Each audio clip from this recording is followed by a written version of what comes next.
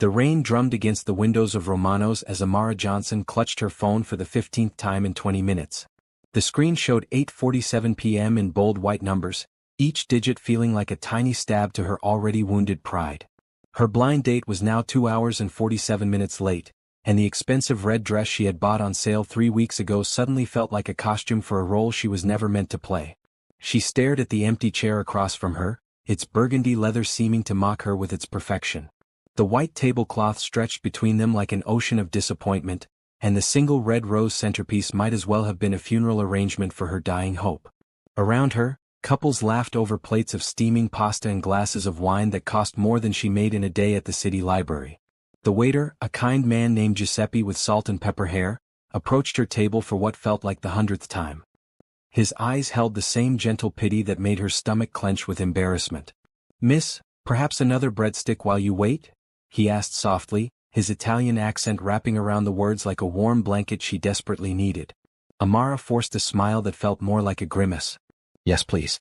And maybe some water." She already had 3 glasses of water, but asking for something free felt safer than ordering anything else. The $10 bill in her purse was meant to cover a simple appetizer, not a full meal at one of the city's most expensive restaurants. Her coworker Tom had assured her that her date, some businessman friend of his cousin, would handle dinner. "He's loaded, girl. Don't even worry about it," Tom had said with that confident grin that now seemed incredibly naive.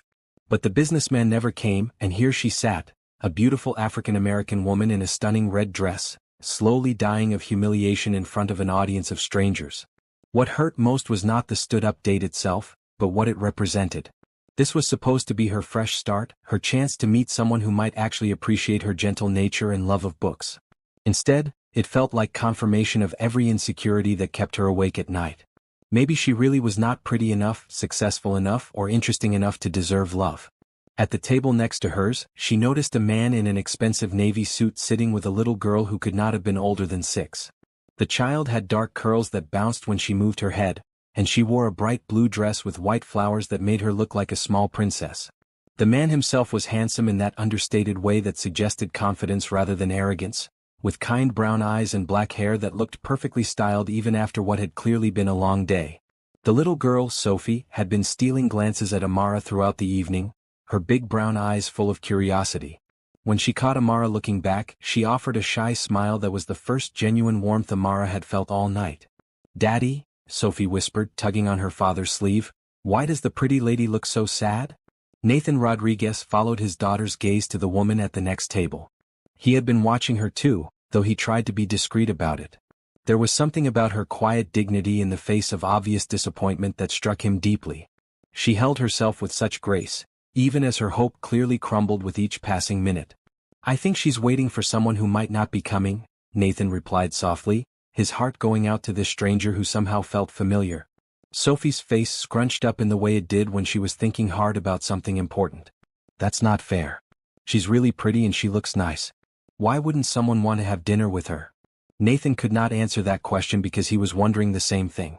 The woman was indeed beautiful, with warm brown skin that seemed to glow under the restaurant's soft lighting and natural hair pulled back in an elegant style that framed her face perfectly. But more than her physical beauty, there was something about her that drew his attention. Maybe it was the way she thanked the waiter each time he checked on her, or how she carefully folded her napkin between nervous fidgets with her phone. "Can we help her somehow?" Sophie asked, her voice carrying the innocent certainty that all problems could be solved with enough kindness. Nathan's heart swelled with pride for his daughter's compassionate nature. Since losing her mother 2 years ago, Sophie had become even more sensitive to others' pain, as if recognizing suffering had made her more determined to fight it wherever she found it. "What did you have in mind, sweetheart?" Sophie's eyes lit up with an idea. "Could you pay for her dinner? Like how Mama used to buy coffee for the lady at the park who was always cold." The memory hit Nathan like a gentle wave. His late wife Elena had indeed been the type of person who quietly helped strangers, leaving larger tips for struggling waitresses and buying groceries for elderly neighbors. It was one of the things he had loved most about her, and seeing that same spirit in Sophie made his chest tight with both grief and pride. "That's a beautiful idea," he said, signaling Giuseppe with a subtle gesture.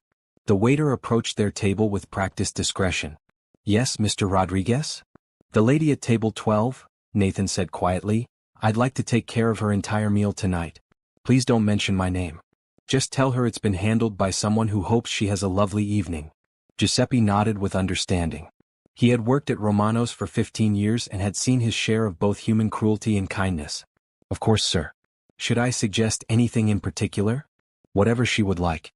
Price is not a concern." As Giuseppe walked away, Sophie beamed at her father. "Mama would be proud of you, Daddy." Nathan squeezed her small hand, feeling Elena's presence in the kindness they were sharing. "She'd be proud of both of us. It was your idea after all." Across the small space between their tables, Amara was completely unaware that her evening was about to change in the most unexpected way. She had finally accepted that her date was not coming and was trying to calculate whether she could afford both bus fare home and the appetizer she had ordered when Giuseppe appeared beside her table with a warm smile. "Do you believe in guardian angels? Because sometimes they come in the most unexpected forms, sitting at the very next table when we need them most." What would you have done in Amara's situation? Share your thoughts in the comments below and don't forget to subscribe for more heartwarming stories that prove love can bloom in the most unlikely places. The restaurant around them hummed with conversation and the gentle clinking of silverware against plates. But for a moment, it felt like the three of them existed in their own little bubble of possibility. Nathan watched as Giuseppe prepared to deliver news that would change not just Amara's evening, but potentially all of their lives in ways none of them could yet imagine. Giuseppe approached Amara's table with the practiced grace of someone who had delivered both good news and bad news countless times over the years. His weathered hands carried a leather folder that seemed to glow with possibility under the soft restaurant lighting. "Miss Johnson," he began, his Italian accent making her name sound like music, "I have some wonderful news for you this evening." Amara looked up from her phone, where she had been composing and deleting increasingly desperate text messages to Tom about his missing cousin's friend. Her brown eyes, which had been fighting back tears of embarrassment for the past hour, now held a flicker of curiosity mixed with caution. "I'm sorry, but I think there's been some mistake," she said softly. "I haven't ordered anything except the bruschetta, and I was actually about to." Giuseppe held up a gentle hand, his smile growing warmer. "No mistake at all, dear lady. Your entire evening has been taken care of by another patron who wishes to remain anonymous. Everything you order tonight is completely covered." The words hit Amara like a physical force, leaving her momentarily speechless. Her first instinct was to refuse, to politely decline this incredible generosity from a stranger. Growing up, her grandmother had always taught her to be wary of gifts from people she did not know, that there was usually a price to pay for unexpected kindness. I can't accept that," she stammered, her hands trembling slightly as she reached for her purse. "It's very kind, but I couldn't possibly let someone." "With respect, miss," Giuseppe interrupted gently, "the gentleman was very specific. He said to tell you that kindness given freely expects nothing in return, and that refusing would actually hurt his feelings more than accepting would help yours." The older man's eyes twinkled with something that looked suspiciously like he had been part of similar conversations before. "In my 15 years here, I have seen many acts of generosity, but rarely one given with such pure intention. This person simply saw another human being having a difficult evening and wanted to help. Nothing more, nothing less." Amara felt her carefully constructed walls beginning to crumble. The practical part of her mind, the part that balanced her meager budget to the penny each month, whispered that she desperately needed this help. The $10 in her purse would barely cover bus fare home if she ordered anything substantial, and she had not eaten since her hurried lunch 6 hours ago. "Are you absolutely sure they don't want anything?" she asked, her voice barely above a whisper. "I'm certain, dear. The only request was that you enjoy your evening and know that there are still good people in this world." As if summoned by their conversation, a small voice piped up from the direction of the neighboring table. "Excuse me, pretty lady?" Amara turned to see the little girl in the blue dress approaching her table with careful steps, clutching something small in her hands. Behind her, the handsome man in the navy suit was rising from his chair with an apologetic expression, clearly intending to redirect his daughter back to their table. "Sophie, remember what we talked about bothering other diners?" he began. But the little girl was already at Amara's side, her big brown eyes filled with the kind of earnest concern that only children can manage without seeming intrusive. "I made this for you," Sophie said, extending her small hand to reveal a delicate origami flower crafted from a white napkin. The tiny creation was surprisingly detailed, with carefully folded petals that caught the restaurant's warm lighting. "You looked really sad, and flowers always make me feel better when I'm sad." Amara's breath caught in her throat. The simple gesture, offered with such innocent sincerity, nearly broke through the last of her emotional defenses. She accepted the paper flower with hands that shook slightly, cradling it as if it were made of real petals. "This is the most beautiful flower anyone has ever given me," she said, and she meant every word. "Did you make this yourself?" Sophie nodded proudly, her curls bouncing. "My mama taught me before she went to heaven. She said that when we make pretty things for people, it's like giving them a little piece of our heart." The innocence of the statement, delivered with such matter-of-fact acceptance of loss, made Amara's eyes well up with tears. But these were not the tears of embarrassment and disappointment that had threatened all evening. These were tears of recognition, of seeing something beautiful and pure in the midst of what had felt like rejection. Nathan had reached their table by now, and he placed a gentle hand on his daughter's shoulder. "I'm so sorry," he said to Amara, his voice carrying genuine warmth. "Sophie has a habit of adopting anyone who looks like they need a friend." "Please don't apologize," Amara said, carefully placing the origami flower on her table where she could see it. "This is the kindest thing that's happened to me in a very long time." There was something in the way she said it that made Nathan's heart clench with recognition. He saw in her eyes the same kind of quiet pain that he had carried for 2 years, the look of someone who had grown used to being disappointed by life but had not yet given up hope entirely. "I'm Nathan Rodriguez," he said, extending his hand. "And this is Sophie." "Amara Johnson," she replied, shaking his hand and marveling at how warm and steady it felt. "It's lovely to meet you both." Sophie, emboldened by the positive reception of her flower, climbed up onto the empty chair across from Amara without asking permission. "Are you waiting for someone? Because you keep looking at your phone like my daddy does when he's worried about being late for work." Nathan started to redirect his daughter again, but Amara laughed for the first time all evening, a sound that was rich and genuine and seemed to light up her entire face. "I was waiting for someone," Amara admitted, "but I don't think they're coming anymore. Sometimes people disappoint us, even when we really hope they won't." Sophie considered this with the seriousness that 6-year-olds bring to important matters. "Well, that's silly of them. If I had a dinner date with you, I would definitely come. You seem really nice and you like flowers." "Sophie," Nathan said gently, though his eyes were twinkling with amusement at his daughter's straightforward logic, "perhaps we should let Miss Johnson enjoy her dinner." But Giuseppe, who had been watching this interaction with the pleased expression of someone witnessing a perfect plan coming together, chose that moment to interject. "Actually," he said, "if I may suggest, we have a lovely table for 4 in the garden area that just became available. Sometimes the best remedy for a disappointing evening is unexpected company." Amara looked between Nathan's kind face and Sophie's hopeful expression, feeling as though the universe was offering her something she had not even known she needed. Every logical part of her mind told her to decline, to thank them for their kindness and retreat to the safety of solitude. But the origami flower sitting on her table seemed to whisper that maybe, just maybe, it was time to say yes to something beautiful. "I would love that," she heard herself saying, "if you're sure I wouldn't be intruding." "You wouldn't be intruding at all," Nathan said quickly. "In fact, I think Sophie would be disappointed if you said no at this point." As Giuseppe led them to a table in the restaurant's enclosed garden area, where fairy lights twinkled among carefully tended plants and the sound of a small fountain provided gentle background music, Amara could not help but feel that her evening was transforming into something magical. She still did not know who had paid for her dinner, though she suspected it might have something to do with the generous man walking beside her and his incredibly wise little daughter. But for the first time in months she was not questioning the gift. Instead, she was simply grateful for it, and for the reminder that kindness still existed in the world. The garden area of Romano's felt like stepping into a fairy tale. Soft white lights were strung between the branches of small potted trees, creating patterns of gentle illumination that danced across the walls. The air smelled of basil and rosemary from the herb garden that surrounded their table, and the sound of water trickling from a small fountain added a peaceful melody to their conversation. Amara settled into her chair, still clutching the origami flower Sophie had given her. The contrast between this moment and her earlier despair felt almost surreal, as if she had walked through some invisible doorway into a completely different evening. "This place is beautiful," she said, looking around with genuine wonder. "I had no idea Romano's had a garden area." "Most people don't," Nathan replied, settling Sophie into the chair beside him. "Giuseppe only brings certain guests back here. I think he has a sixth sense about when people need something special." Sophie was practically vibrating with excitement in her seat, her eyes darting between the fairy lights and Amara's face as if she could not decide which was more fascinating. "Do you like fairy tales, Miss Amara?" Because this looks exactly like where a princess would have dinner. I love fairy tales, Amara said, her smile becoming more natural by the minute. Actually, that's part of my job. I work at the children's library downtown, and I get to read stories to kids every day. Sophie's gasp was audible.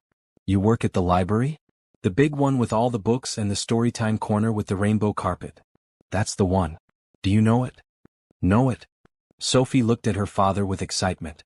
Daddy, this is the library lady? Well, maybe not the same one, but she works where we go for story time every Saturday. Nathan felt a jolt of recognition. He and Sophie had been regular visitors to the downtown library since Elena's death, finding comfort in the predictable ritual of story time and the quiet sanctuary that books provided. It seemed impossible that this woman, who had appeared in their lives like an answer to a prayer neither of them had known they were praying, was connected to one of their favorite places. You might have seen us then, Nathan said. We're usually there around 11 on Saturday mornings. Sophie here is our resident expert on princess stories and anything involving talking animals. I think I would have remembered you, Amara said, and then blushed slightly at how that sounded. I mean, Sophie's enthusiasm for stories tends to stand out. Most kids her age get restless after about 10 minutes, but some children just have that special love for books. Giuseppe appeared at their table with perfect timing, carrying menus and a warm bread basket that smelled like heaven. For our special guest this evening, he announced, I recommend starting with our antipasto platter and perhaps some of our homemade minestrone soup. And for the young princess, he winked at Sophie, we have fresh mozzarella sticks shaped like stars. Sophie clapped her hands together. Stars. Daddy, can we get the star cheese? Of course, sweetheart. And Miss Amara, please order whatever you like. This evening is about enjoying yourself. As they looked over the menus, Amara found herself relaxing in a way she had not experienced in months. There was something about Nathan's presence that felt both exciting and comfortable, like coming home to a place she had never been before. He had the rare quality of giving his complete attention to whoever was speaking, whether it was his 6-year-old daughter or a woman he had just met. So how did you end up working at the library? Nathan asked as they waited for their appetizers. It seems like the perfect job for someone who loves stories. It really is, Amara said, her face lighting up in a way that made Nathan's chest feel warm. I actually started there as a volunteer when I was in college, just shelving books and helping with events. But the head librarian, Mrs. Chin, saw that I had a way with the children during story time. When a position opened up 3 years ago, she recommended me for it. And you love it? I absolutely love it. There's something magical about watching a child discover a story that speaks to them. Sometimes I'll see a shy kid come in week after week, barely participating, and then suddenly they're raising their hand to answer questions or asking to hold the book so everyone can see the pictures better. She paused, tucking a strand of hair behind her ear. It sounds silly, but I feel like I'm helping to create future readers, people who will carry these stories with them forever. That doesn't sound silly at all, Nathan said sincerely. It sounds like you're doing something that matters. Not everyone can say that about their work. Sophie, who had been listening intently while arranging her napkin into different shapes, suddenly looked up. Miss Amara, do you have a favorite story? Oh, that's a tough question. I love so many of them. Amara considered for a moment. But I think my very favorite has always been Beauty and the Beast. Not because of the romance exactly, but because it's about looking past appearances to see who someone really is inside. And it's about the power of kindness to transform both the person who gives it and the person who receives it. Nathan felt something shift inside his chest at her words. There was something profound about the way she spoke about kindness, as if she had both given and received it in ways that had shaped her understanding of the world. What about you? Amara asked, turning the question back to him. Do you have a favorite story? Nathan laughed, a sound that was deeper and more genuine than his usual polite chuckles. I have to admit, before Sophie came along, I was not much of a story person. My world was all business reports and market analyses. But now... He looked at his daughter with such love that Amara felt her heart squeeze. Now I think my favorite might be the Velveteen Rabbit. There's something about the idea of becoming real through being loved that speaks to me. The conversation flowed as naturally as the fountain's gentle bubbling. They discovered that Nathan's tech company had actually donated computers to the library's new digital learning center, though he had done it anonymously through a foundation. They learned that Amara had grown up just 3 neighborhoods away from where Nathan had bought his first apartment as a young entrepreneur. Sophie contributed her own observations about everything from the way the fairy lights made shadows dance on the walls to her theory that all the best stories had at least one animal character who could talk. When their food arrived, the conversation continued seamlessly. Nathan found himself genuinely curious about Amara's thoughts on everything from her favorite books to recommend to children Sophie's age, to her opinions about the city's new literacy programs. There was an intelligence in her responses that went beyond her obvious education, a thoughtfulness that suggested she was someone who truly listened to the world around her. "Can I ask you something?" Amara said as they shared the antipasto platter, her voice carrying a note of curiosity that had been building throughout their conversation. "Of course. Earlier, when Giuseppe told me someone had paid for my dinner, that was you, wasn't it?" Nathan paused with a piece of bread halfway to his mouth, caught between wanting to maintain the anonymous nature of his gift and not wanting to lie to this woman who was looking at him with such direct honesty. Sophie, however, had no such qualms about honesty. "Daddy paid for your dinner because I told him you looked sad and we should help you. Mama always said that helping people was the best way to make friends." "Sophie," Nathan said gently, though he was smiling at his daughter's matter-of-fact revelation. "It's okay," Amara said, looking between them with an expression that was part gratitude and part something deeper that Nathan could not quite identify. "I was hoping it was you, actually. It makes it feel less like charity and more like—" She paused, searching for the right words, "more like the kind of thing friends do for each other." "Friends," Nathan repeated, and the word felt both exactly right and somehow insufficient for what was building between them. "I hope we can be friends," Amara said, and then with a courage that surprised even herself added, "all three of us." Sophie beamed as if this was the best news she had heard all week. "Can we be the kind of friends who have more dinners together?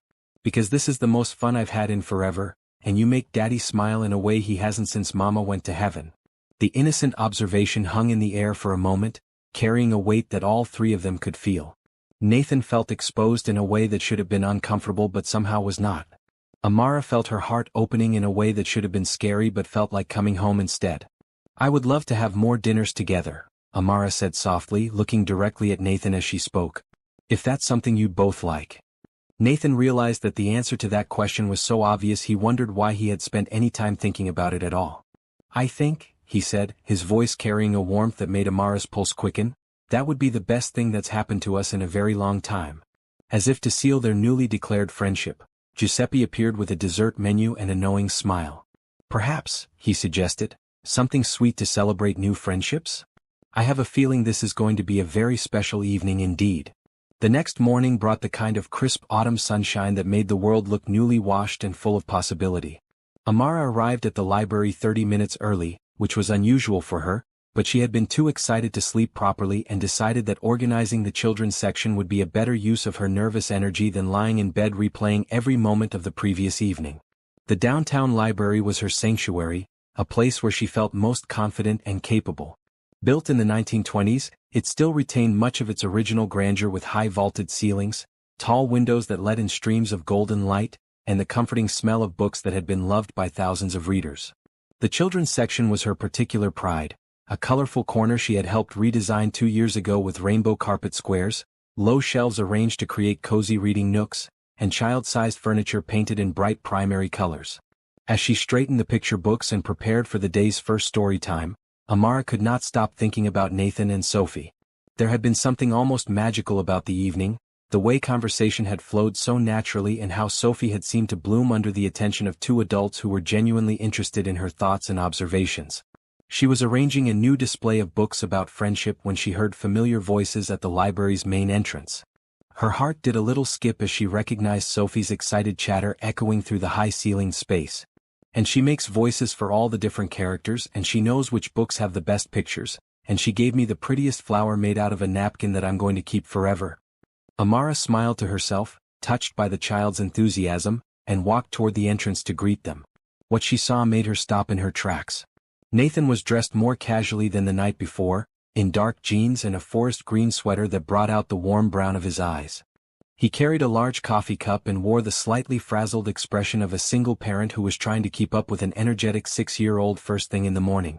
Sophie bounced beside him in a bright red coat and matching hat, practically vibrating with excitement. "Miss Amara." Sophie called out as soon as she spotted her, breaking away from her father to run across the library's marble floor. "You're here. Daddy said we could come visit you at work if it was okay, and I told him it would definitely be okay because librarians love when people come to visit books." "Sophie's right," Amara said, catching the little girl in a hug that felt as natural as breathing. Librarians do love visitors, especially ones who are so excited about books. Good morning, Nathan. Good morning, he replied, and there was something in his voice that made the simple greeting feel like more than just polite conversation. I hope you don't mind us dropping by. Sophie woke up this morning with very specific plans about how we should spend our Saturday. I don't mind at all. Actually, story time doesn't start for another hour, so we have the children's section mostly to ourselves.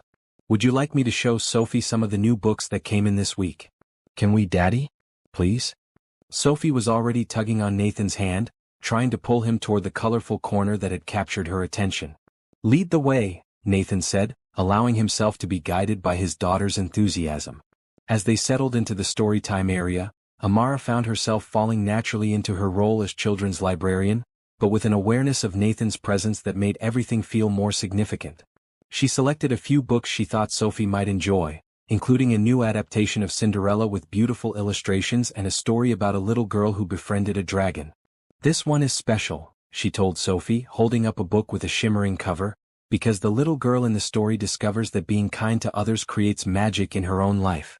Sophie's eyes widened as she took the book and carefully opened it to the first page.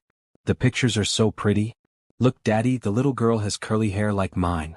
Nathan settled into one of the small chairs, his long legs looking somewhat comical folded up to accommodate the child-sized furniture.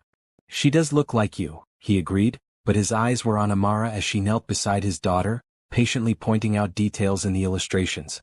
There was something about watching Amara in her element that made Nathan's chest feel tight with an emotion he had not experienced in years. She moved with such natural grace among the children's books and bright furniture, her voice taking on different inflections as she read snippets of stories to Sophie.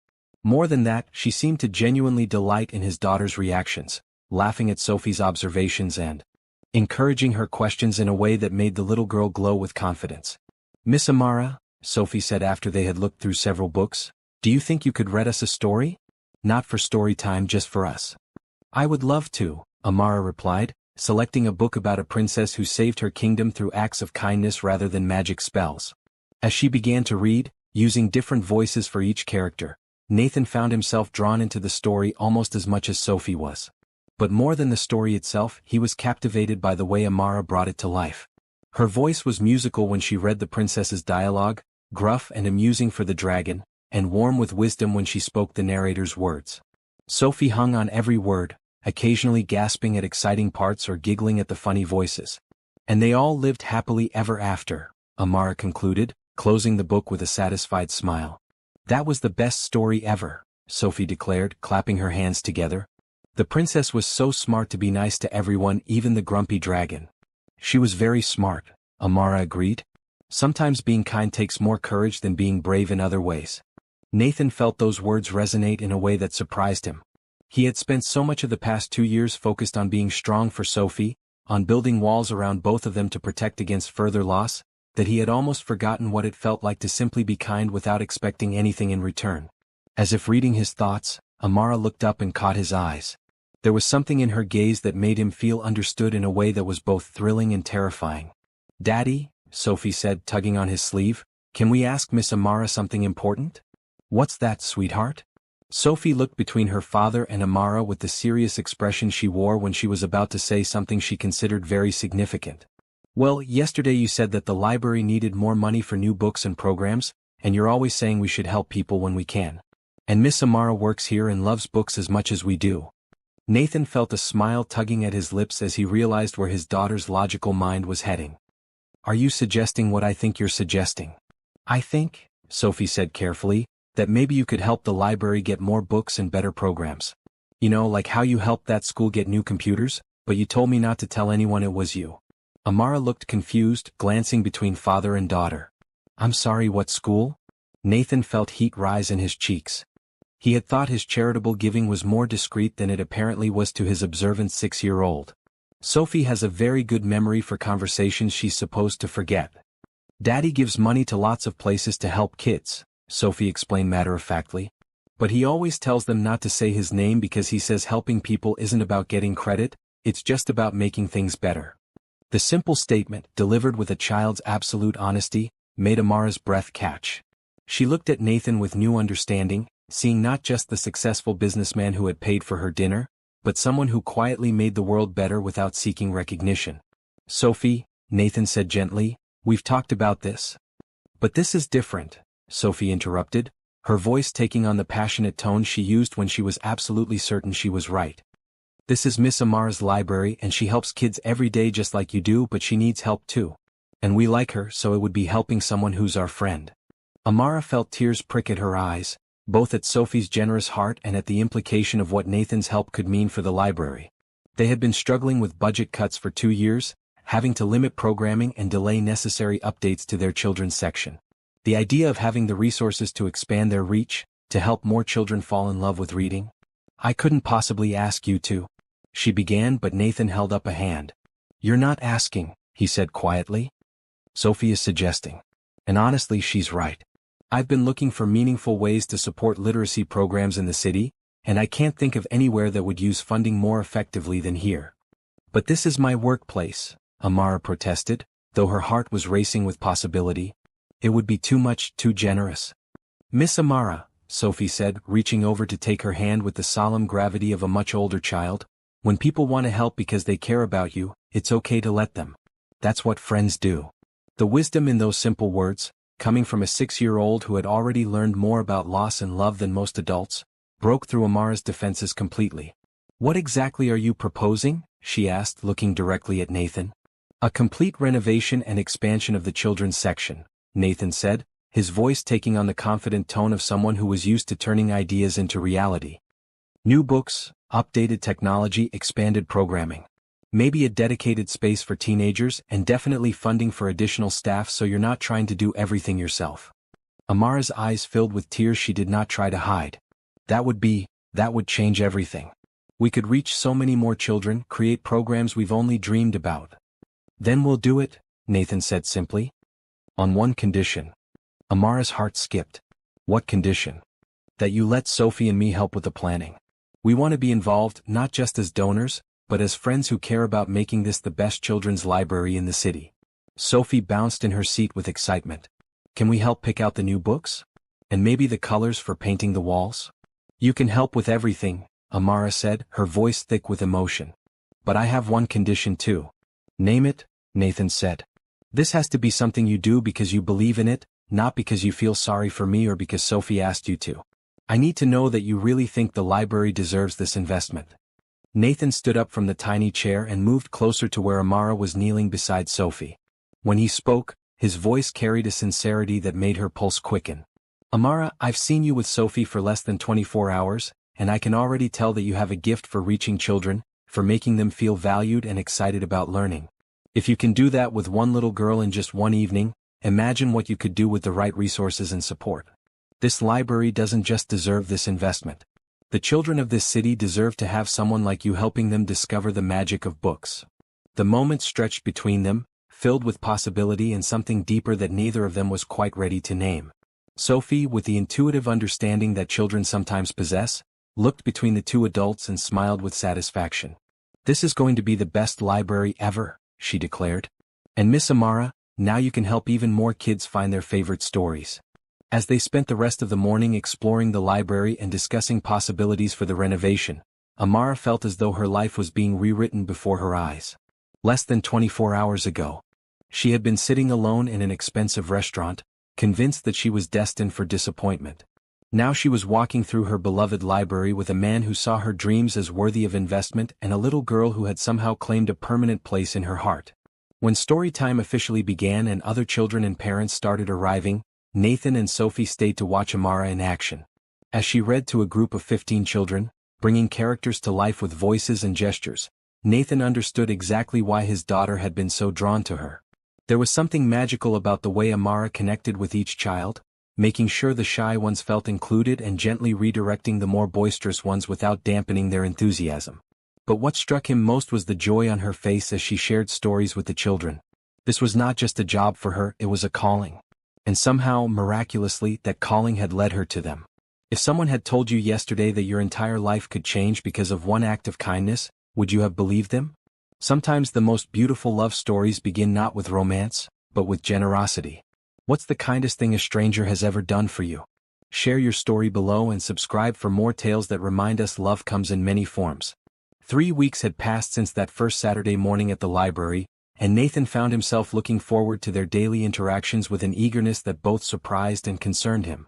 What had started as Sophie's innocent friendship with Amara had evolved into something much more complex, though none of them had spoken directly about the shift that seemed to be happening. Nathan had thrown himself into the library renovation project with the same intensity he brought to his business ventures, but for entirely different reasons. This was not about profit margins or market dominance. This was about creating something beautiful for someone who deserved beautiful things, and about giving his daughter a chance to see how powerful it could be when people work together toward a common goal. Today was special. After weeks of planning meetings and contractor consultations, Nathan had surprised both Amara and Sophie by suggesting they take a break from renovation discussions and spend the day at Sunset Point Amusement Park. It was the kind of spontaneous adventure that the old Nathan, the one who lived and breathed quarterly reports and board meetings, would never have considered on a Wednesday afternoon. But the new Nathan, the one who had learned to see the world through Sophie's eyes and increasingly through Amara's as well, had called in a few favors and cleared his schedule completely. "Daddy, are you sure Miss Amara will like the roller coasters?" Sophie asked for the third time as they waited outside the library for Amara to finish her work day. She was wearing a bright green sundress that made her look like a small spring flower, and her excitement was practically radiating from her small frame. "I think Miss Amara is braver than you might expect," Nathan replied, though he honestly had no idea how Amara felt about amusement park rides. The realization that there were still so many things he did not know about her made his chest feel tight with anticipation. When Amara emerged from the library's main entrance, Nathan felt his breath catch the same way it had every time he had seen her over the past few weeks. Today she wore a flowing blue dress that caught the afternoon breeze, and her hair was loose around her shoulders in a way that made her look younger and somehow more approachable than her usual professional librarian style. "I can't believe you're kidnapping me from work in the middle of the week," she said, but her smile was bright enough to power the entire amusement park. "When you said you had a surprise, I was expecting maybe coffee and a discussion about paint colors for the new reading nook." "Coffee is boring," Sophie declared, taking Amara's hand with the casual possessiveness that had developed over their weeks of friendship. "Daddy said we needed to do something fun because you've been working too hard on the library plans and you deserve to have adventures." Amara looked at Nathan with an expression that made him feel like he had just accomplished something far more significant than any business deal he had ever closed. "You said I deserved adventures?" "I said everyone deserves adventures," Nathan replied, though the slight flush on his cheeks suggested there was more to it than that. "But yes, especially people who spend their days making sure other people can have adventures through books." The drive to Sunset Point was filled with Sophie's chatter about which ride she wanted to try first and Amara's gentle questions about which ones Sophie might find too scary. Nathan found himself stealing glances at Amara in the passenger seat, noting the way she turned her body towards Sophie when she spoke and how she seemed to instinctively know just how to respond to his daughter's mix of excitement and nervousness. "Miss Amara," Sophie said as they pulled into the parking lot, "will you ride the Ferris wheel with me and Daddy? It goes really high up but you can see the whole city from the top." "I would love to ride the Ferris wheel with you," Amara replied. "Though I should probably warn you that I'm not very good with heights. I might need to hold on to both of you." Sophie giggled at this admission. "That's okay. Daddy's really strong so if you get scared he can hold your hand." The innocent suggestion made both adults pause for just a moment, each acutely aware of the implications of hand-holding and what it might mean in the context of whatever was developing between them. "Well," Nathan said, clearing his throat slightly, "we should probably start with some of the smaller rides and work our way up to the Ferris wheel." The next 3 hours passed in a blur of laughter, cotton candy, and the kind of uninhibited joy that Nathan had almost forgotten was possible. They started with the carousel, where Amara and Sophie rode painted horses side by side while Nathan watched from the ground, taking pictures with his phone and marveling at how natural they looked together. Sophie's confidence grew with each ride, and soon she was begging to try the small roller coaster that wound through a miniature version of an enchanted forest. Amara, despite her admitted fear of heights, gamely agreed to accompany her. "Are you sure about this?" Nathan asked as they waited in line, noting the slight paleness around Amara's eyes as she watched the cars climbing the first hill. "Sophie wants me to ride with her," Amara said simply. "Besides, you can't let fear stop you from having experiences, right?" The ride itself was relatively mild by amusement park standards, but Amara's reaction was anything but mild. She screamed with genuine terror on the first drop, clutched Sophie's hand throughout the entire ride, and emerged at the end looking slightly green but laughing with the kind of breathless excitement that comes after surviving something genuinely frightening. "That was amazing," she gasped, steadying herself against the railing as they exited the ride. "Terrifying but amazing." Sophie was bouncing with excitement. "You were so brave, Miss Amara.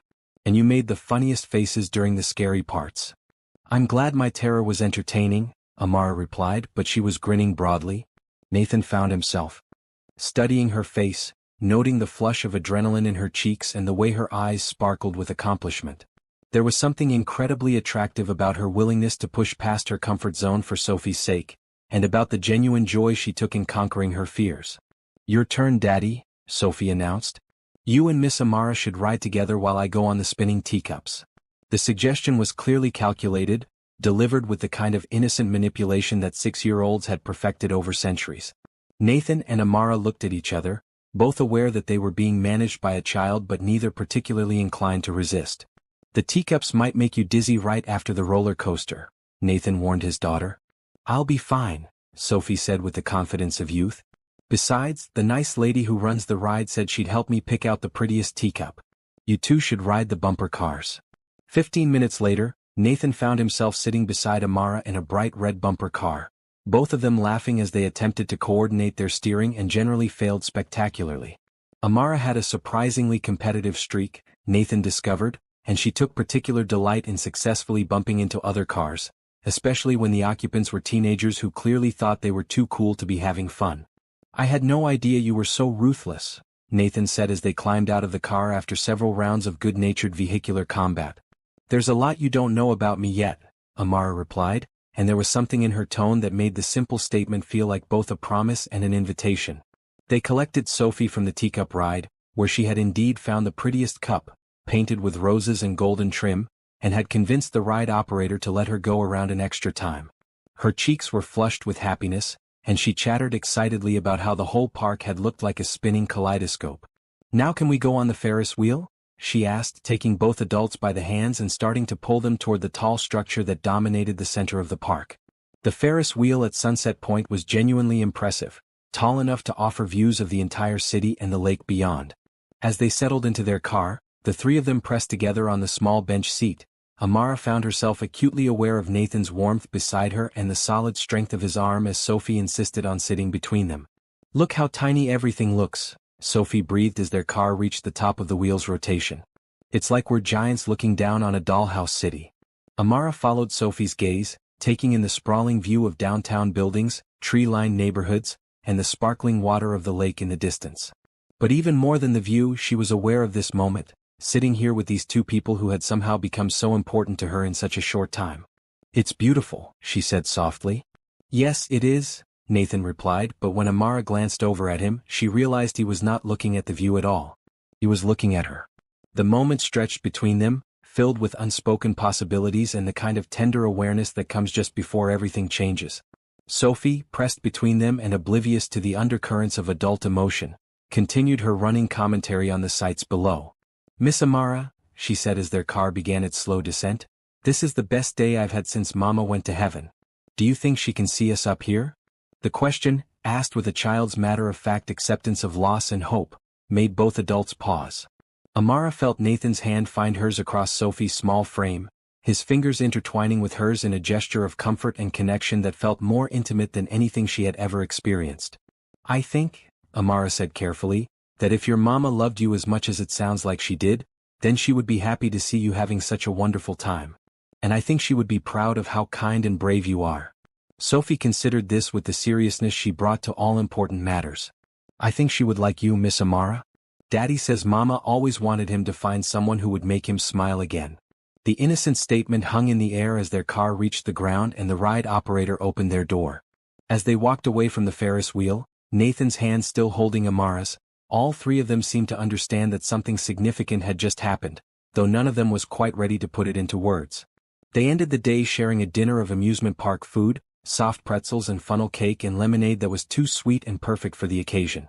Sophie fell asleep in her booster seat on the drive home, exhausted by excitement and sugar, leaving Nathan and Amara to talk quietly in the front seat as the city lights passed by their windows. "Thank you for today," Amara said as they pulled into the library parking lot where her car was waiting. I can't remember the last time I laughed so much. Thank you for being willing to be kidnapped, Nathan replied. Sophie was right, you know. This was the best day she's had in a long time. The best day we've both had. They sat in comfortable silence for a moment, both aware that they were at one of those crossroads moments where everything could change based on what happened next. Nathan, Amara said softly, I need you to know that these past few weeks, getting to know you and Sophie, it's meant more to me than I think you realize. But I also need to know that this is real, that it's not just about Sophie needing a mother figure or you feeling grateful because I'm helping with the library. Nathan turned to face her fully, his expression serious in the dim light from the parking lot lamps. Amara, what I feel for you has nothing to do with gratitude and everything to do with the fact that you make me want to be the kind of man who deserves someone like you. You make me remember what it feels like to hope for something more than just getting through each day. The honesty in his voice made Amara's breath catch. In the back seat, Sophie stirred slightly in her sleep, and both adults smiled at the soft sound. I'm scared, Amara admitted. I'm scared of caring this much about both of you, and I'm scared of what it means if this is really happening. I'm scared too, Nathan said, reaching over to tuck a strand of hair behind her ear. But I'm more scared of letting fear stop me from finding out what we could be together. As he walked her to her car and watched her drive away, Nathan felt something settle into place in his chest, a sense of rightness that he had not experienced since Elena's death. Tomorrow they would go back to renovation meetings and budget discussions and the careful dance of two adults trying to figure out how to blend their lives. But tonight, under the stars and the lingering magic of a perfect day, everything seemed possible. The autumn evening was crisp and clear as Amara stood outside Nathan's downtown penthouse building, clutching a bottle of wine she had agonized over selecting for 20 minutes at the grocery store. This was her first time visiting his home, and the invitation had felt significant in a way that made her both excited and nervous. Over the past month, their relationship had settled into a comfortable rhythm of daily texts, weekend outings with Sophie, and stolen moments of conversation during library planning meetings. But tonight was different. Tonight, Sophie had specifically asked if Amara could come to their home for dinner, and Nathan had extended the invitation with a warmth in his voice that made her pulse quicken. The building itself was impressive in the understated way that spoke of real wealth rather than ostentatious display. The doorman greeted her by name, which suggested Nathan had prepared for her arrival, and the elevator ride to the 23rd floor gave her just enough time to second-guess her choice of outfit 3 times. She had settled on a flowing maroon dress that was dressy enough to show she had made an effort but casual enough that she would not feel overdressed if this turned out to be a simple family dinner. Her hair was loose around her shoulders, and she wore the small gold earrings her grandmother had given her for luck. When the elevator doors opened directly into Nathan's foyer, Amara's breath caught. The space was beautiful in a way that managed to be both elegant and welcoming, with warm hardwood floors, carefully chosen artwork and floor-to-ceiling windows that showcased a stunning view of the city below. Miss Amara. Sophie's voice echoed through the apartment as she came running toward the elevator, wearing a bright blue dress with a full skirt that twirled perfectly when she spun around. You're here. Come see what Daddy and I made for dinner. Hello, sweetheart, Amara said, accepting Sophie's enthusiastic hug. Something smells absolutely amazing. We made chicken parmesan and garlic bread and Caesar salad, and Daddy let me help with everything except the knife parts, Sophie reported proudly. And we have chocolate cake for dessert that we bought from the fancy bakery because Daddy said homemade cake is really hard and we didn't want to mess up your special dinner. Nathan appeared from what Amara assumed was the kitchen, wearing dark jeans and a burgundy sweater that brought out the warm tones in his skin. His hair looked slightly mussed as if he had been running his hands through it, and there was a small spot of flour on his sleeve that somehow made him even more attractive. Sophie has given you the complete menu rundown, I see, he said, smiling in a way that made Amara feel like she was exactly where she belonged. Welcome to our home. Thank you for having me, Amara replied, offering him the wine bottle. I brought this, though I should probably warn you that my knowledge of wine comes entirely from reading the little tags they put on the bottles at the store. It's perfect, Nathan said, accepting the bottle and studying the label with what appeared to be genuine appreciation. Besides, the company is far more important than the wine. Sophie tugged on Amara's hand, eager to provide a tour of their home. Come see my room. I cleaned it specially for you and I want to show you my book collection. As Sophie led her through the apartment, Amara was struck by how much it felt like a real home rather than a wealthy bachelor's showplace. There were photos everywhere, many featuring Sophie and a beautiful woman with dark hair and kind eyes who could only be Nathan's late wife. But rather than making Amara feel uncomfortable, the presence of these memories felt right, as if Elena's love for her family had created a foundation of warmth that still filled the space. Sophie's room was a 6-year-old's paradise, with a canopy bed draped in pink and white fabric, walls covered in artwork she had clearly created herself, and bookcases filled with children's books arranged with the kind of careful organization that suggested they were treasured possessions. "This is my special reading corner," Sophie announced, gesturing toward a small nook with cushions and a child-sized lamp. "Daddy reads to me here every night before bed. Maybe sometime you could read to me here too?" The hopeful question, asked with a child's innocent directness, made Amara's heart squeeze with tenderness. "I would love to read to you here sometime if your daddy says it's okay." "He'll say it's okay," Sophie said with absolute confidence. "He likes you a lot. I can tell because he smiles different when you're around, and he hums when he's making coffee in the morning after we talk to you on the phone." Before Amara could process this revelation fully, Nathan appeared in the doorway. "Sophie, I think our guest might like to see the rest of the apartment before dinner gets cold." "Just one more thing," Sophie said, rushing to her bedside table and retrieving the origami flower Amara had made for her that first night at Romano's. It sat in a place of honor next to a framed photo of her parents, carefully preserved despite its delicate napkin construction. "You kept it," Amara said softly, touched by the evidence of how much that simple gesture had meant. "It's my most special treasure," Sophie replied matter-of-factly. "Besides Mama's jewelry box and the book you gave me about the brave princess." As they made their way to the dining room, Nathan caught Amara's arm gently. "I hope the photos don't make you uncomfortable," he said quietly. "Sophie needs to see her mother as part of our daily life and They don't make me uncomfortable at all," Amara interrupted. "They make me feel like I understand both of you better." She was beautiful, Nathan. Sophie looks so much like her. "She has Elena's eyes and her fearless heart," Nathan agreed. "But lately she's been developing a stubborn streak that I suspect might be entirely her own." Dinner was a revelation in domestic happiness. The chicken parmesan was perfectly cooked. The conversation flowed easily between adult topics and Sophie's observations about everything from why flowers were different colors to her theories about what jobs the various people in the apartment building across the street might have. Nathan and Amara fell into an easy rhythm of shared parenting, with Nathan cutting Sophie's food while Amara helped her remember to use her napkin, both of them responding to the little girl's chatter with the kind of patient attention that made her glow with confidence. "Miss Amara," Sophie said as they cleared the dinner plates, "will you help me show Daddy the picture I drew for him? It's a surprise, but I need help explaining it." "Of course," Amara replied, following Sophie to the living room where art supplies were spread across a coffee table. The drawing was unmistakably the work of a 6-year-old, with stick figures and bold primary colors, but the subject matter made both adults pause. Sophie had drawn 3 figures holding hands under a rainbow, clearly representing Nathan, herself, and Amara. Above them, a 4th figure with wings watched from a cloud, smiling down at the group below. "That's Mama," Sophie explained, pointing to the winged figure. "And that's us being a family. I drew it because I think Mama would be happy that we found Miss Amara to help take care of us." The innocent explanation, delivered with a child's absolute faith in the rightness of her vision, left both adults momentarily speechless. Nathan knelt beside his daughter, his voice gentle when he spoke. "Sophie, sweetheart, you know that Miss Amara is our very good friend, but we can't just assume." "But she loves us," Sophie interrupted with the kind of logic that children applied to matters of the heart. "And we love her. And families are people who love each other and take care of each other. So we could be a family if everyone wanted to." Amara felt tears prick at her eyes as she looked at the drawing, seeing her own deepest hopes reflected in a child's crayon masterpiece. The past few months had shown her what it might feel like to belong somewhere, to be part of something bigger and more meaningful than her careful, solitary life. "Sophie," she said carefully, "what would you think if I told you that I do love you and your daddy very much?"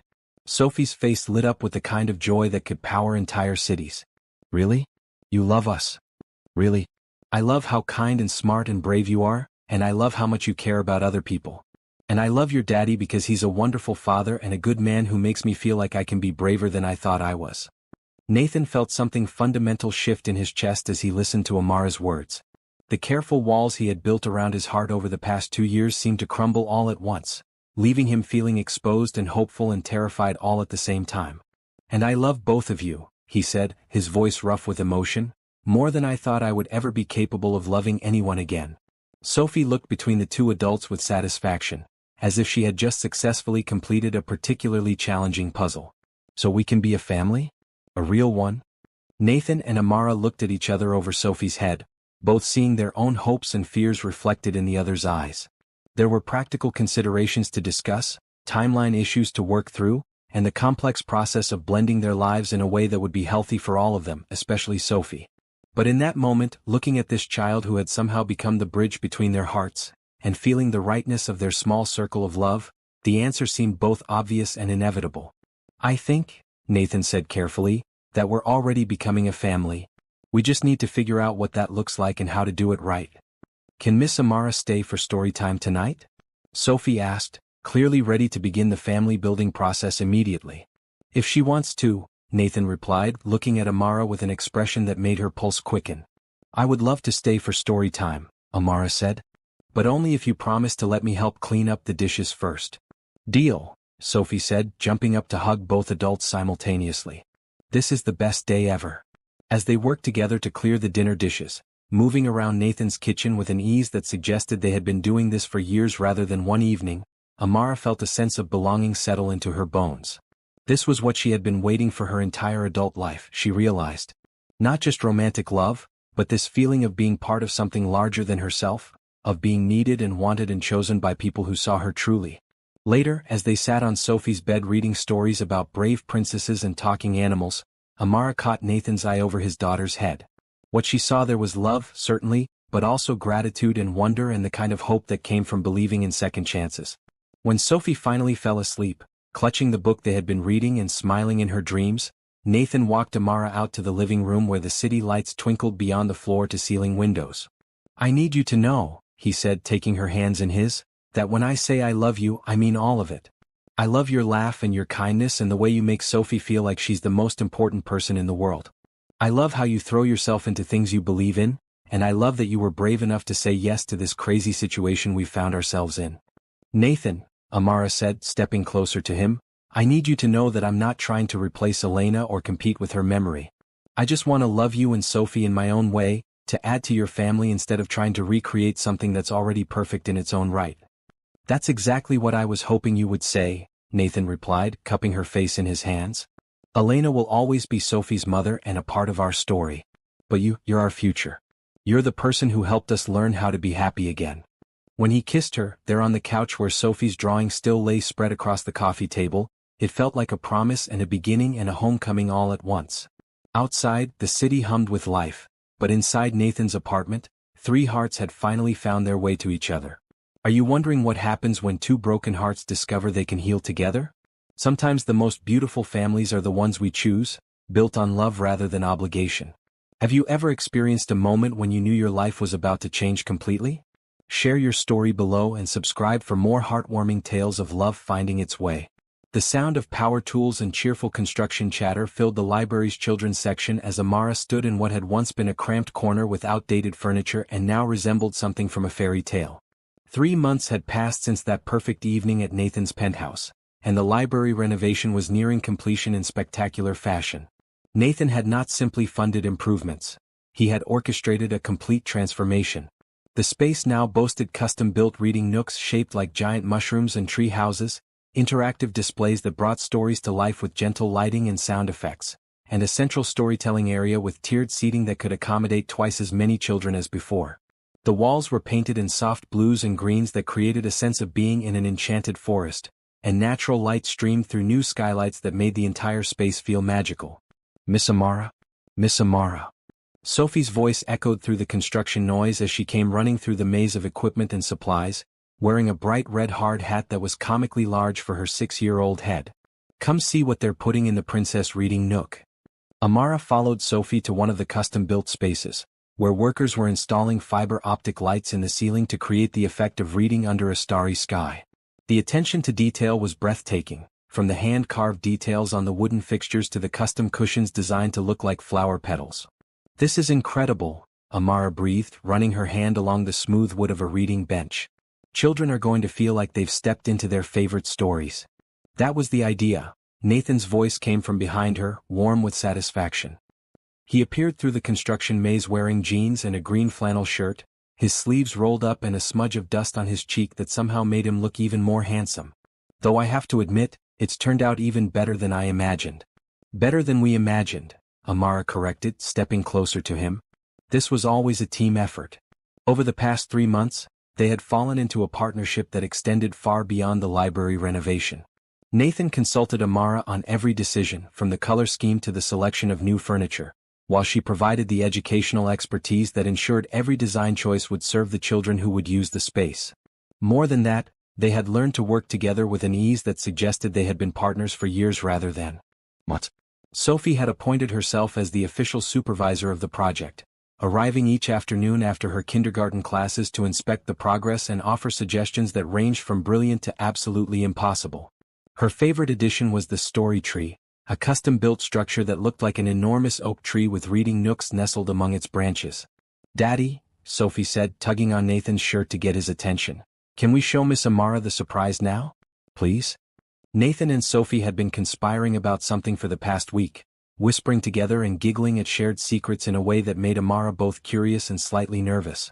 She had learned to trust their surprises, but she had also learned that Sophie's idea of a small gesture and Nathan's execution of that gesture could result in something far more elaborate than anyone expected. "I suppose now is as good a time as any," Nathan said, exchanging a look with his daughter that was full of barely contained excitement. "But we need to go to the main entrance area." They made their way through the library, past the adult sections that were continuing their normal operations while construction continued in the children's area. Amara waved to her colleague Jennifer, who was helping a patron at the reference desk and who had been invaluable in managing the library's day-to-day operations during the renovation chaos. At the main entrance, Amara stopped short when she saw what Nathan and Sophie had been planning. A bronze plaque had been mounted next to the children's section entrance, gleaming in the afternoon sunlight that streamed through the library's tall windows. "The Elena Rodriguez Memorial Children's Learning Center," she read aloud, her voice catching slightly on the words. "Dedicated to fostering the love of reading in young hearts, made possible through the generosity of the Rodriguez Family Foundation." Sophie bounced on her toes with excitement. "Do you like it? Daddy said we should name it after Mama because she loved books and she would have loved this place and she would have loved you too." Amara felt tears prick at her eyes as she looked at the plaque, understanding the significance of what Nathan had done. By naming the renovated space after Elena, he was not erasing his late wife's memory but incorporating it into their new life together, creating a legacy that honored the past while building toward the future. "It's perfect," she managed to say, her voice thick with emotion. "Your mama would be so proud to have her name on something that will help so many children." "She would be proud of all of us," Nathan said quietly, coming to stand beside Amara and placing a gentle hand on her back. "For creating something beautiful together." The words carried layers of meaning that went beyond the library renovation. Over the past 3 months, they had indeed created something beautiful together, not just the physical space but a family dynamic that felt both natural and precious. Nathan and Amara had been careful to move slowly, both aware that Sophie's emotional well-being had to be their first priority, but the little girl had embraced their growing relationship with enthusiasm that sometimes surprised the adults. "Can we have the opening ceremony soon?" Sophie asked, pressing her face against the glass doors that led to the still under-construction children's area. "I want to invite everyone I know to see our library." "Our library," Amara repeated with a smile that made Nathan's chest feel warm. "I like the sound of that." The opening ceremony took place 2 weeks later on a bright Saturday morning that felt touched with magic from the very beginning. The entire children's section had been completed, and the result was even more spectacular than anyone had dared to hope. Local news crews had arrived to cover the story of the anonymous donation that had transformed the space, though Nathan had insisted on keeping his identity private, preferring to let the focus remain on the library and its mission. Families began arriving early, drawn by word of mouth and the excitement that had been building in the community for months. Children pressed their noses against the glass doors, wide-eyed at the glimpses of reading nooks and interactive displays that promised adventures beyond their wildest dreams. Amara stood near the ribbon that stretched across the entrance, wearing a flowing emerald green dress that made her look like a woodland fairy who belonged in the enchanted space behind her. Her hair was pulled back in an elegant twist, and she wore the pearl earrings Nathan had given her the week before, just because, he had said, though they both knew it was really because he loved any excuse to give her gifts. Sophie stood between Amara and Nathan, wearing a bright yellow dress with a full skirt and carrying a pair of golden scissors that were nearly as tall as she was. She had insisted on being the one to cut the ribbon, arguing with 6-year-old logic that since she had helped plan everything she should get to officially open it. Nathan watched his daughter and the woman who had become so much more than either of them had dared to hope, feeling a sense of completion that he had never expected to experience again. The past few months had taught him that love did not have to be rationed, that opening his heart to Amara had not diminished his love for Elena but had somehow expanded his capacity for love in ways he was still discovering. "Are you ready, sweetheart?" he asked Sophie, who was practically vibrating with excitement. "I've been ready forever," she replied, which was probably true considering she had been asking about the opening ceremony every day for 2 weeks. Amara stepped forward to address the crowd that had gathered, her voice carrying easily across the library's main hall. "Welcome everyone to the official opening of the Elena Rodriguez Memorial Children's Learning Center. This space was created with love and generosity, but more than that, it was created with the understanding that every child deserves access to stories, to learning, and to the magic that can be found between the pages of a book." She paused, looking out at the faces in the crowd, parents holding toddlers, elementary school children bouncing with anticipation, teenagers who were trying to look too cool to be excited but were clearly curious about the renovations they had been hearing about for months. "The woman this space is named after believed that books could change lives, and we hope that everyone who enters here will find stories that speak to their hearts, that challenge their minds, and that remind them that anything is possible when we believe in the power of imagination." The crowd applauded, and Sophie raised the enormous scissors with the determination of someone preparing to perform the most important task of her young life. With Nathan and Amara's help, she managed to cut through the ribbon, and the golden strands fell away to reveal the magical space beyond. What happened next was pure joy in motion. Children raced through the entrance, their excited voices echoing off the high ceilings as they discovered reading nooks and interactive displays and the story tree that had become the centerpiece of the space. Parents followed more slowly, many of them taking pictures and marveling at the attention to detail that had gone into every corner of the renovation.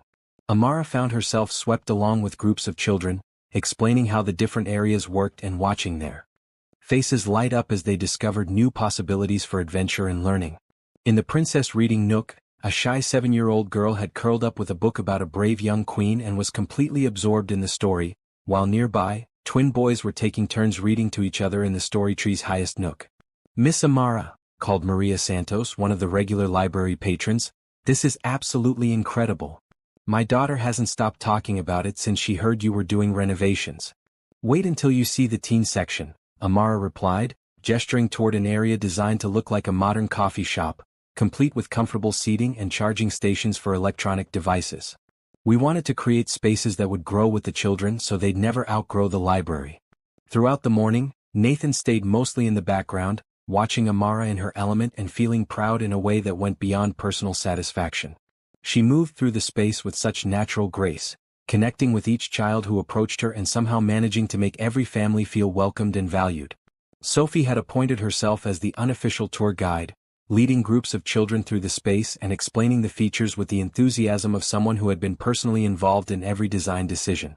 Her favorite stop was always the memorial plaque, where she would tell anyone who would listen about her mama and how proud she would be of their beautiful library.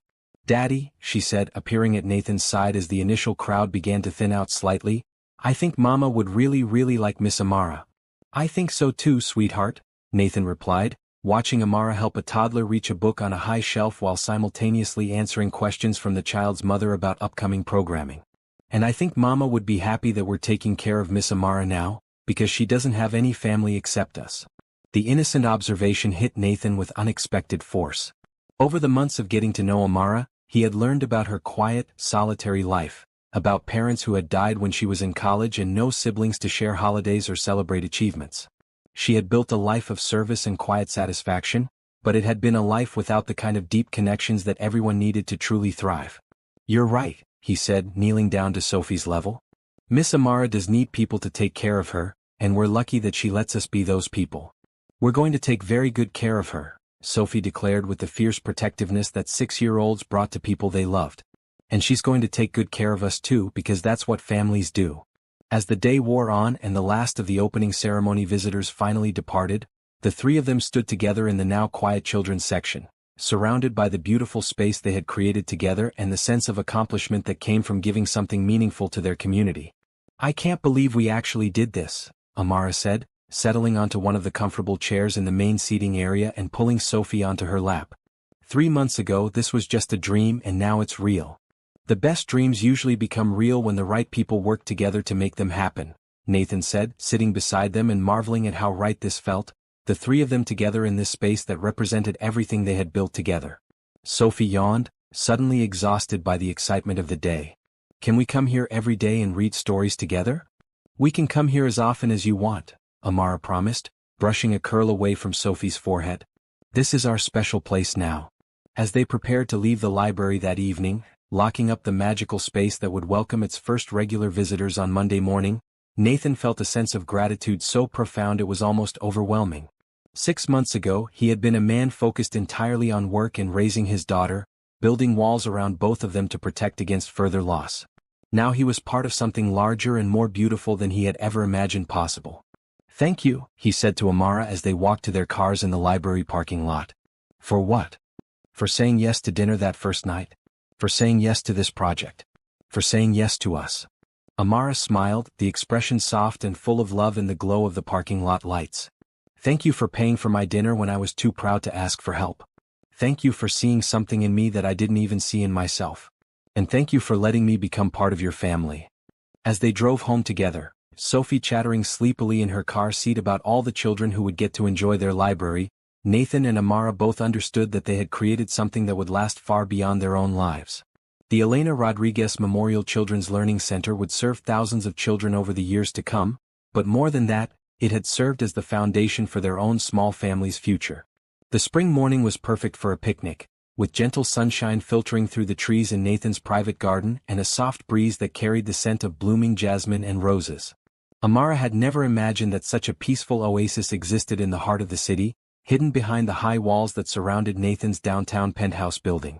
The garden was Nathan's personal retreat, a space he had created after Elena's death as a place to find solace and remember the woman who had loved growing things.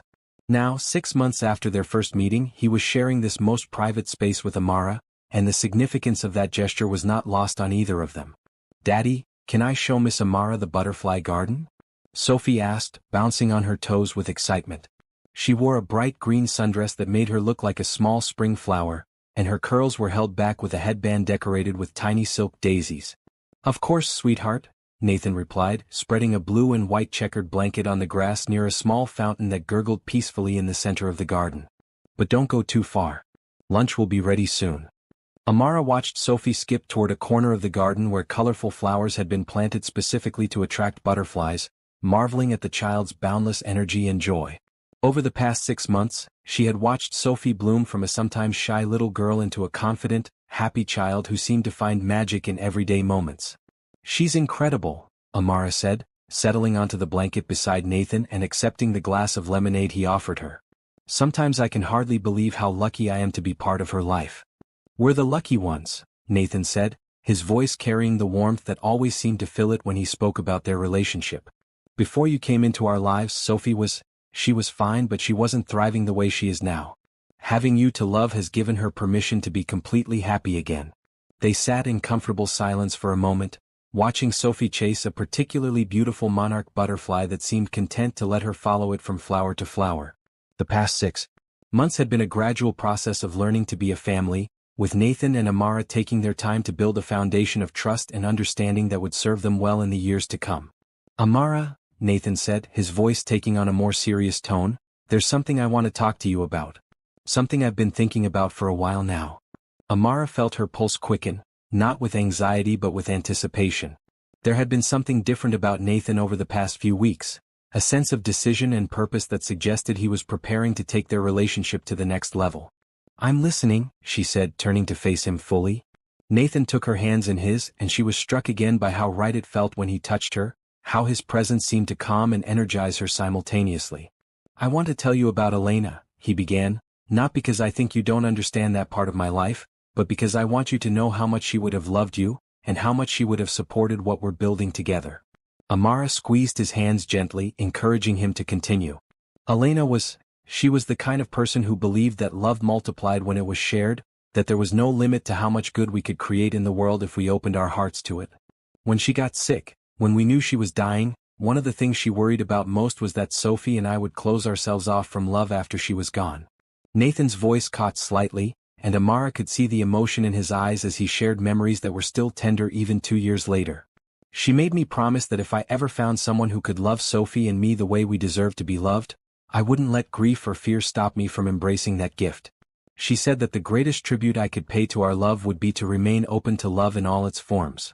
She sounds like an amazing woman, Amara said softly. She was. And she was also incredibly wise about people. She had this ability to see straight through to someone's heart, to understand their true nature even when they were trying to hide it. And I know, without any doubt, that she would have seen in you exactly what Sophie and I see, someone with a capacity for love so deep and genuine that it transforms everyone around her. Amara felt tears prick at her eyes, moved by Nathan's words and by his generosity in sharing Elena's memory with her in such an intimate way. The thing is, Nathan continued, loving you hasn't diminished what I felt for Elena.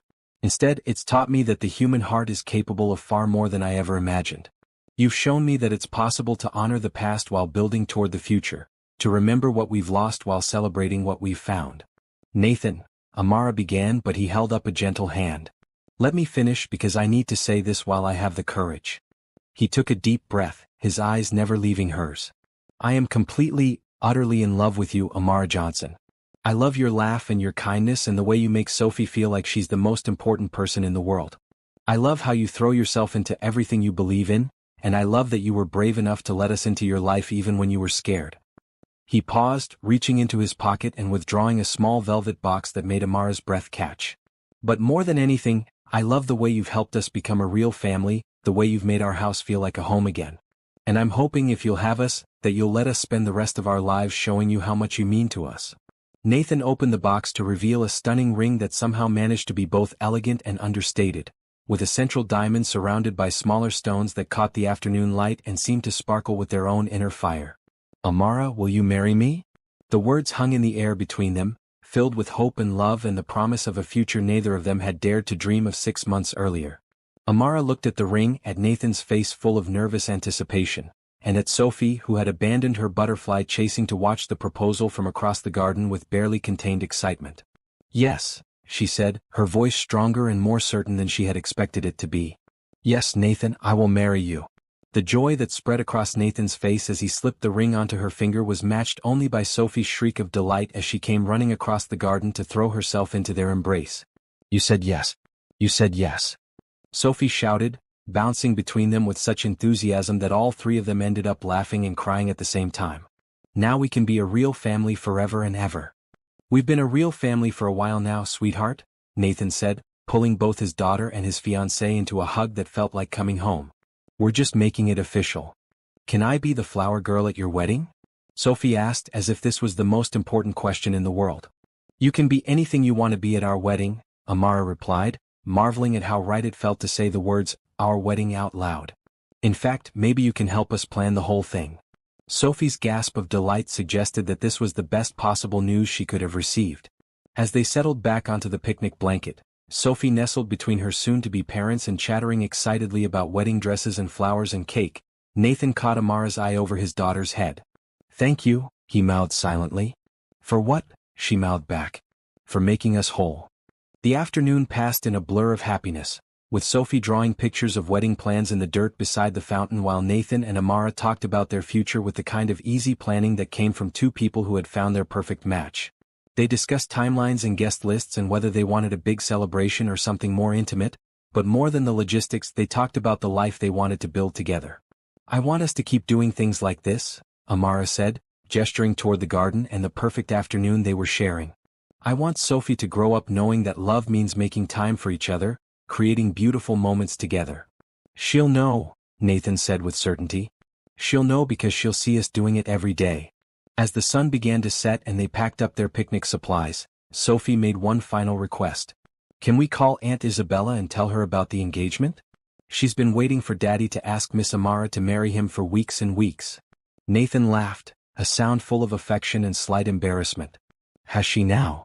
She said you were being slow about it and that Miss Amara was perfect for us and that she was going to start dropping hints if you didn't hurry up and propose soon.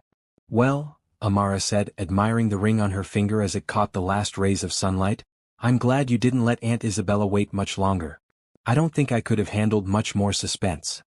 That evening, as they sat in Nathan's living room making phone calls to share their happy news, Amara felt a sense of completion that went beyond the excitement of getting engaged. This was what she had been waiting for her entire adult life without even realizing it, not just romantic love, but the feeling of being chosen by people who saw her truly and loved her completely. Sophie fell asleep on the couch between them, exhausted by the excitement of the day, and Nathan and Amara sat in comfortable silence, watching the city lights twinkle beyond the floor-to-ceiling windows. "Are you happy?" Nathan asked softly. "I'm more than happy," Amara replied. "I'm home." The months following their engagement passed in a whirlwind of wedding planning, library events, and the gradual process of blending their lives in preparation for marriage. Nathan had suggested that Amara move into the penthouse before the wedding, but she had gently insisted on waiting until after the ceremony, wanting Sophie to understand the significance of the commitment they were making to each other. Instead, they had spent almost every evening together as a family, with Amara often staying for dinner and helping with Sophie's bedtime routine before returning to her small apartment across town. The arrangement had worked well, building anticipation for their official union while allowing them to establish routines and traditions that would serve them well as a married couple. Now, 3 months after Nathan's proposal in the garden, they were putting the finishing touches on what would be the most important day of their lives. The wedding was planned for the following Saturday at the library, in the very space where their relationship had truly begun to flourish. Amara had initially been surprised by Nathan's suggestion that they hold the ceremony at the Elena Rodriguez Memorial Children's Learning Center, but the more they discussed it, the more perfect it seemed. The renovated space had become the symbol of everything they had built together: their shared values, their commitment to serving others, and their ability to create something beautiful through collaboration and love. "Miss Amara, can you help me practice walking like a flower girl?" Sophie asked, appearing in the doorway of what had once been Amara's lonely apartment and was now filled with boxes of belongings waiting to be moved to their new shared home. Over the past 3 months, Sophie had thrown herself into wedding planning with the enthusiasm she brought to everything that excited her. She had strong opinions about flowers, roses and daisies only, music, nothing too slow or too loud, and cake, chocolate with vanilla frosting and maybe some strawberries. More importantly, she had embraced her role as flower girl with the seriousness of someone who understood that she was helping to create a moment that would be remembered forever. "Of course," Amara said, clearing a path through the moving boxes. "Show me what you've been practicing." Sophie positioned herself at one end of the living room, clutching an imaginary basket and wearing an expression of intense concentration.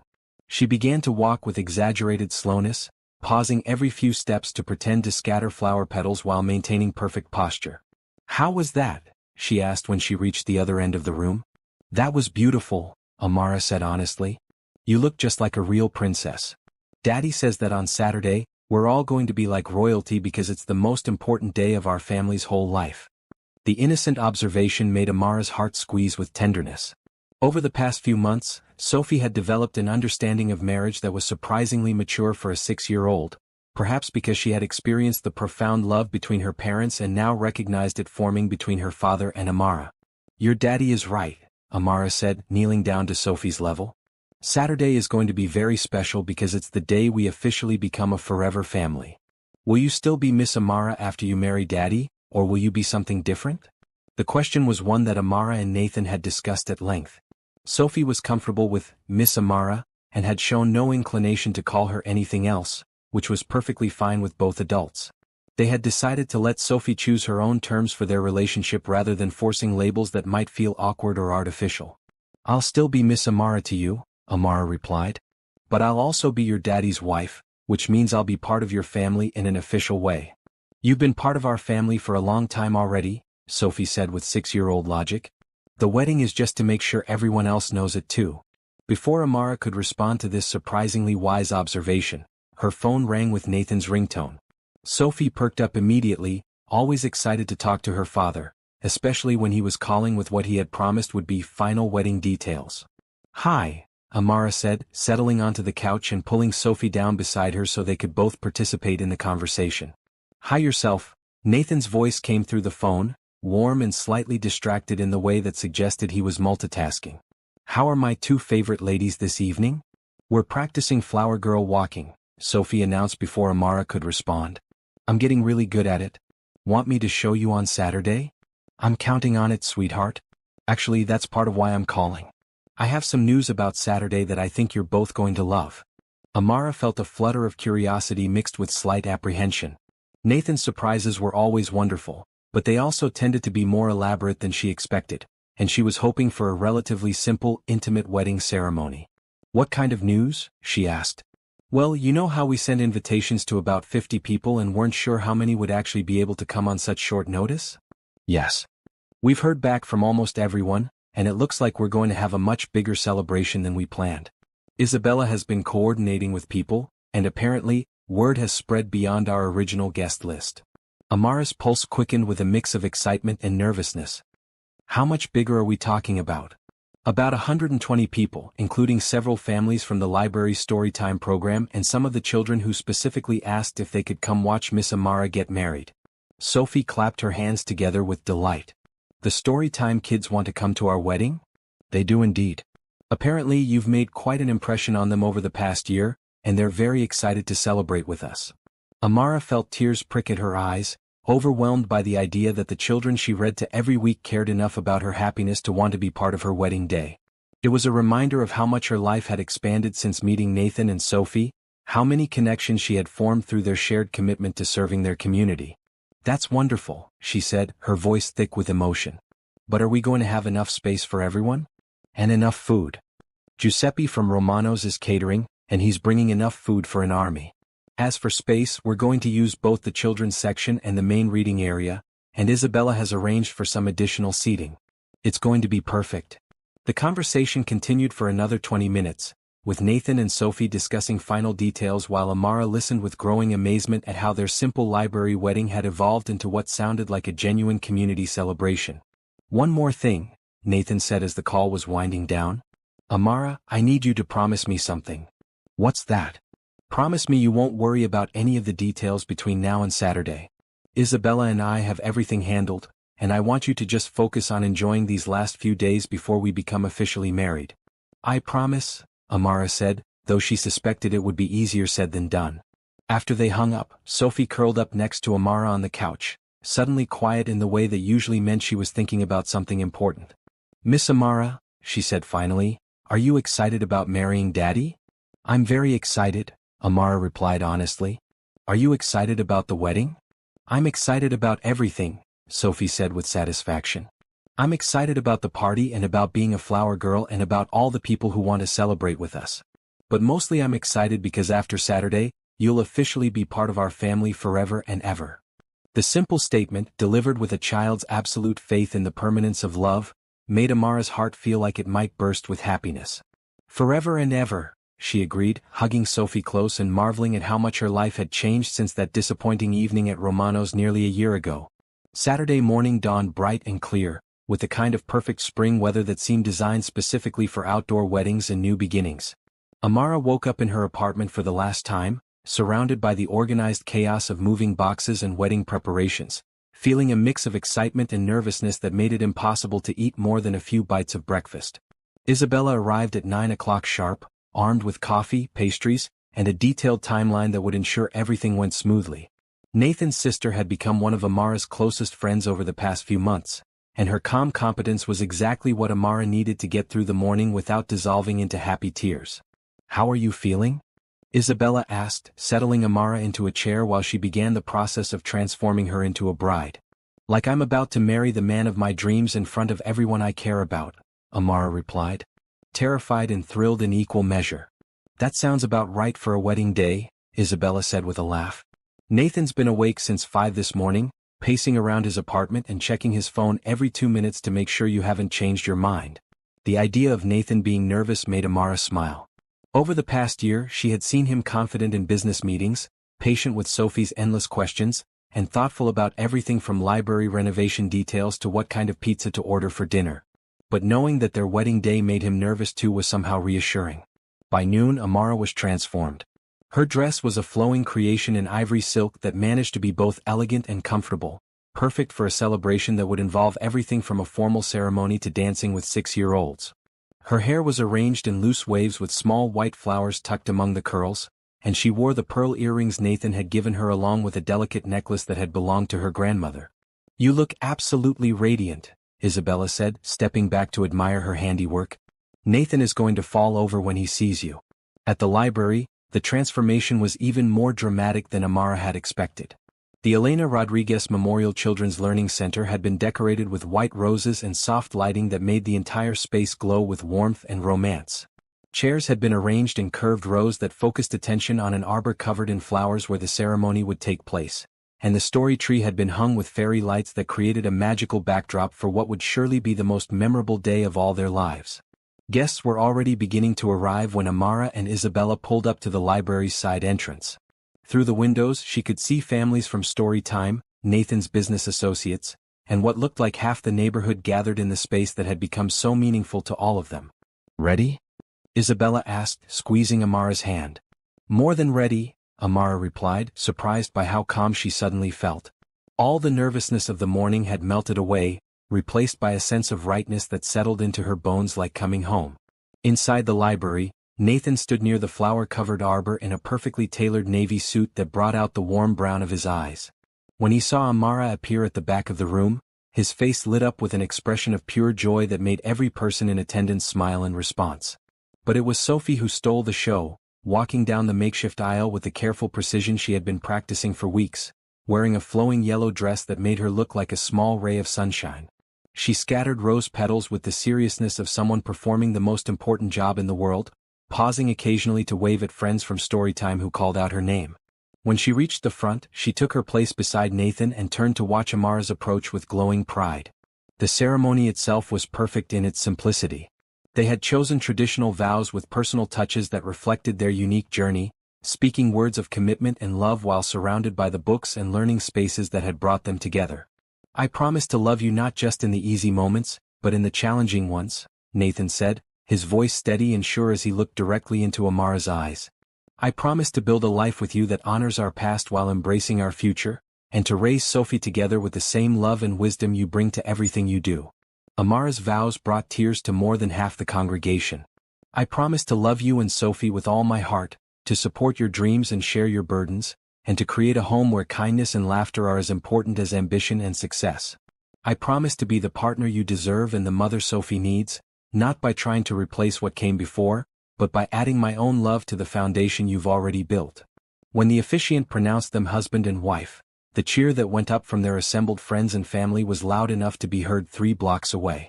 Nathan's kiss was tender and full of promise, while Sophie bounced on her toes with excitement and the children from Storytime clapped with uninhibited enthusiasm. The reception that followed was a joyful celebration that perfectly captured the spirit of their relationship.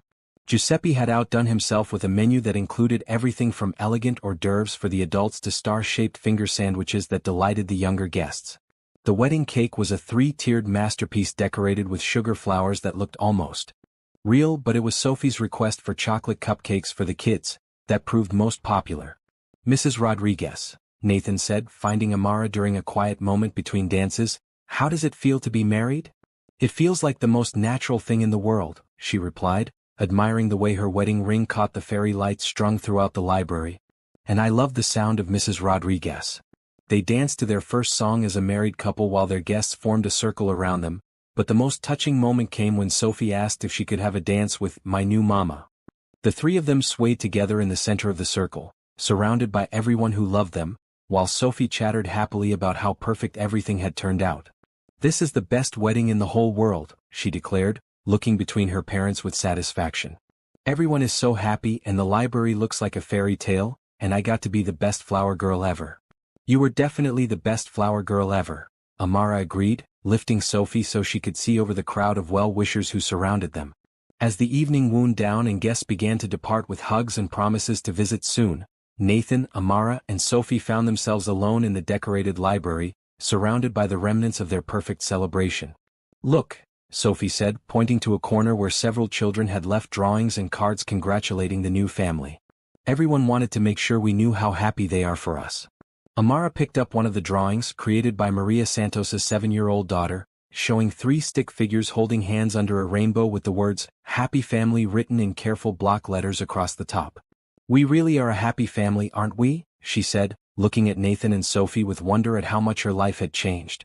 "The happiest," Nathan confirmed, pulling both his wife and daughter into a hug that felt like a promise of all the joy yet to come. 1 year later, Amara stood in the nursery of their penthouse home, gently rocking in the chair Nathan had insisted on placing by the window so she could look out at the garden while feeding their newest family member.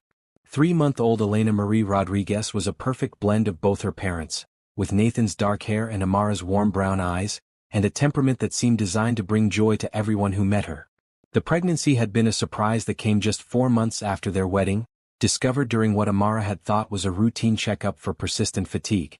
The early months had been challenging, with morning sickness that lived up to its reputation and fears about how Sophie would adjust to sharing her parents with a sibling. But Sophie had embraced the idea of becoming a big sister with the same enthusiasm she brought to everything that excited her. She had helped choose the baby's name, insisting that naming her after both her mama in heaven and her mama on earth was the most perfect thing they could do. She had also appointed herself as the baby's official protector and entertainment committee, singing lullabies she made up herself and providing running commentary about everything Elena needed to know about their family. "Is she sleeping?" Sophie whispered from the nursery doorway, wearing her school uniform and carrying her backpack. At 7 years old, she had grown into a confident, articulate child who excelled at school and still loved story time at the library above almost everything else. "Just about," Amara replied softly, adjusting the blanket around Elena's tiny form. "Did you have a good day at school?" "I had the best day," Sophie said, settling into the small chair beside the rocking chair that had become their traditional spot for after-school conversations. "We talked about families and social studies, and I got to tell everyone about how our family grew because of love and kindness and how sometimes the best families are the ones that choose each other." The wisdom in Sophie's words, delivered with 7-year-old matter-of-factness, never failed to amaze Amara. Over the past year and a half, she had watched this remarkable child navigate the complexities of blended families and new siblings with grace that many adults could learn from. "What else did you learn today?" Amara asked, always genuinely interested in Sophie's school experiences.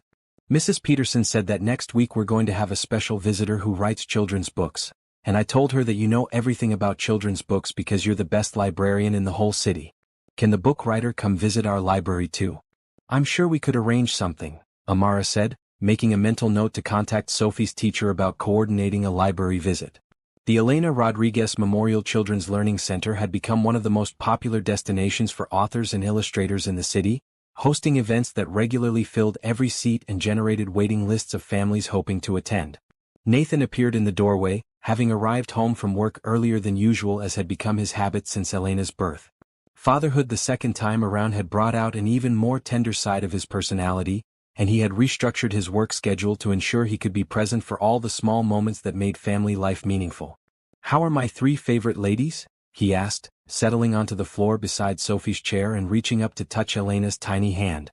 "Elena had a good feeding and Sophie had an excellent day at school," Amara reported. "And I finished the proposal for the new teen literacy program that we'll be presenting to the library board next month." The success of the Children's Center had led to requests for expanded programming throughout the library system, and Amara had been promoted to Director of Community Outreach, a position that allowed her to develop programs that served families throughout the city. Nathan's foundation had continued to support her initiatives, but her ideas and expertise had attracted funding from multiple sources, making her one of the most respected voices in children's literacy in the region. "I have news too," Nathan said, his voice carrying the excitement that always accompanied his announcements about new projects. "The board approved the expansion proposal. We're going to be able to create children's learning centers in 6 more libraries throughout the metro area." Sophie bounced in her chair with excitement. "That means 6 more libraries will be as beautiful as ours?" "Even more beautiful," Nathan confirmed. "Because now we know exactly what works and what doesn't, so we can make each one perfect for the community it serves."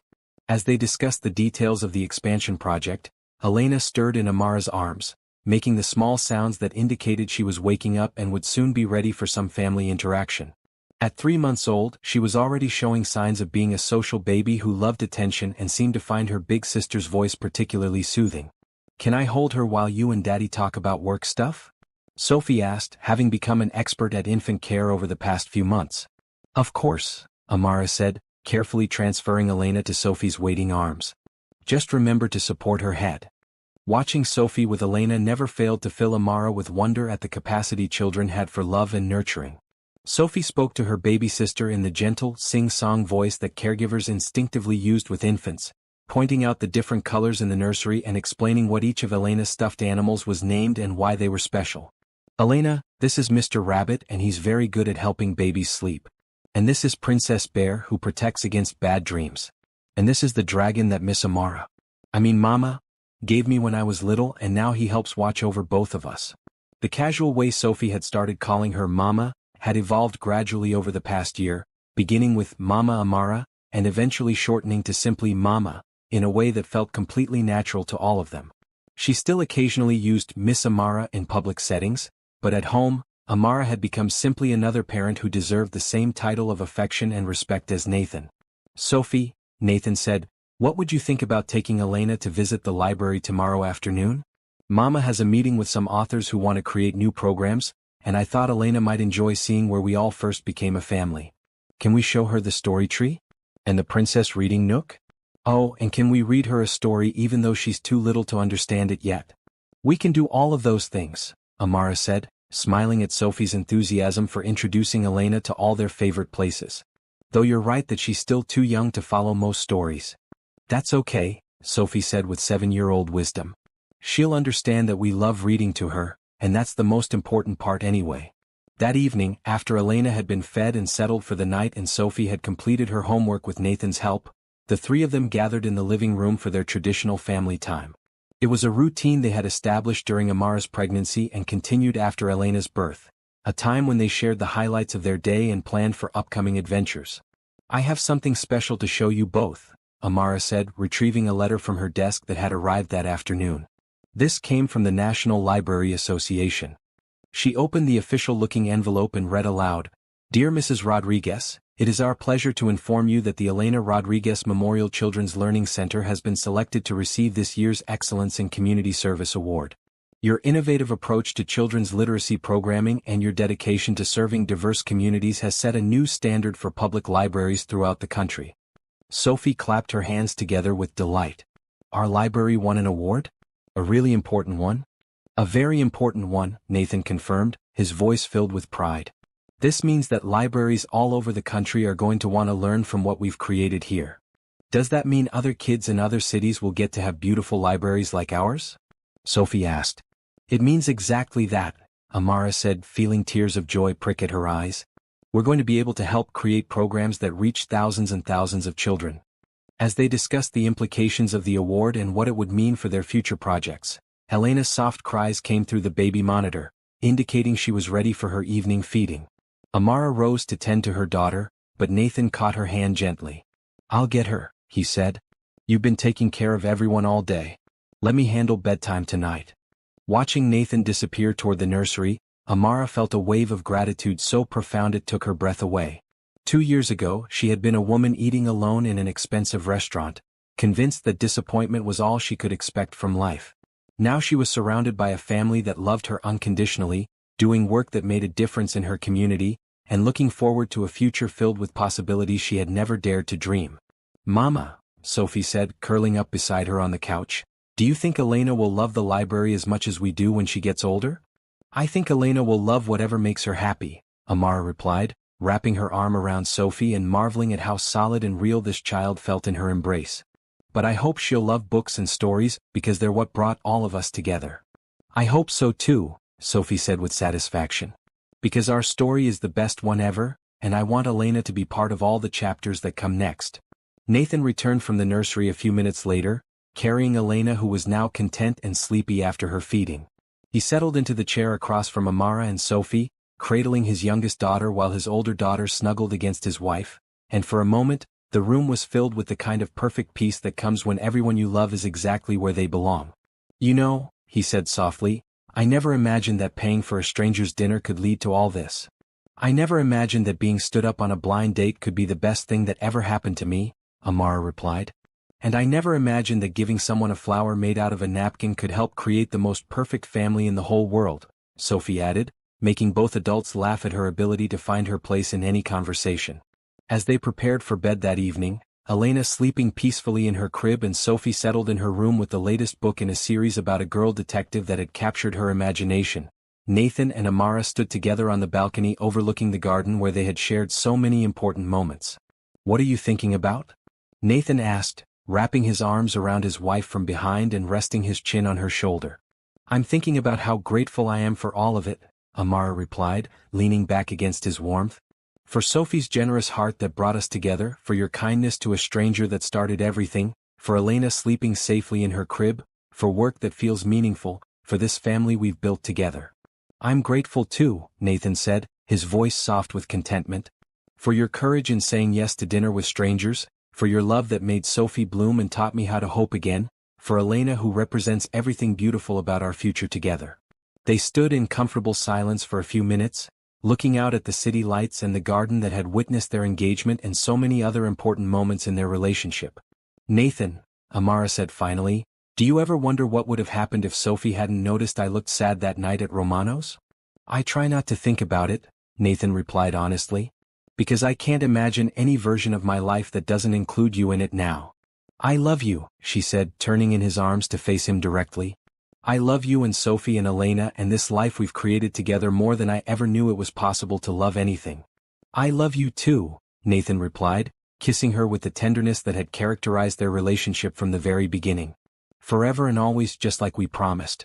As they made their way back inside, checking on both daughters before settling into their own bed, Amara felt a deep sense of completion that had nothing to do with endings and everything to do with the ongoing joy of living a life filled with purpose and love. The Elena Rodriguez Memorial Children's Learning Center would continue to serve families for generations to come. Sophie would grow up confident in her ability to choose kindness and create positive change in the world. Elena would be raised surrounded by books and stories and the understanding that love came in many forms. And Nathan and Amara would continue building a partnership that honored their past while embracing all the beautiful possibilities their future held. Sometimes the most extraordinary love stories begin with the simplest acts of kindness, Amara thought as she drifted off to sleep in her husband's arms. And sometimes getting everything you never knew you wanted started with someone caring enough to pay for a stranger's dinner on the worst night of her life. In the nursery down the hall, Elena slept peacefully, dreaming whatever dreams 3-month-old babies dream, while in the room next door, Sophie slept with a smile on her face, surrounded by books and the absolute certainty that she was loved beyond measure. And in the master bedroom, Nathan and Amara slept the deep, contented sleep of people who had found their place in the world and knew, without any doubt, that they were exactly where they belonged. Their story had begun with disappointment and loneliness, but it had bloomed into something more beautiful than any of them could have imagined. And the best part was that it was still being written, one day of love and laughter and shared purpose at a time.